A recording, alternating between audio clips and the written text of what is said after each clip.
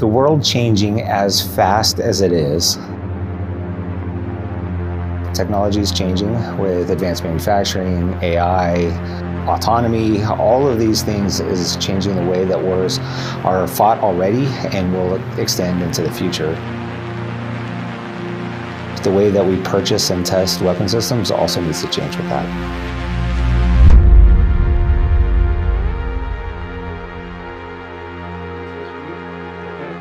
So nothing's really beyond the realm of yes, unless you just... Game of Drones was a unique challenge.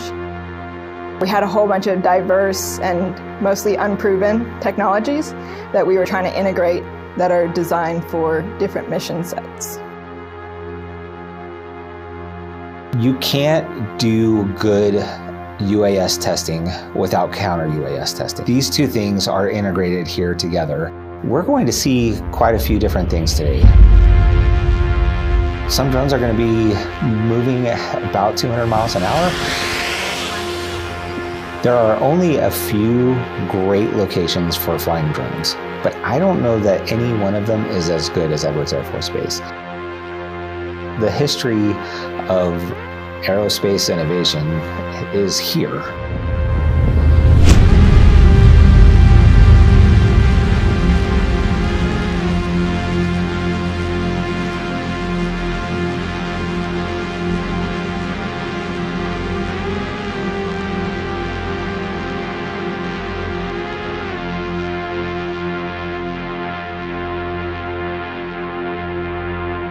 It's a very low cost to buy in to the industry, and it's a relatively low risk style of testing, right? What Game of Drones allows us to do is pull in lots of parties with test objectives that synergize with each other and design a scenario that gets good data for everybody. For AFRL, I think this has been a really great opportunity for us to go from problem statement to final capability within 6 months. It was an invaluable experience for us.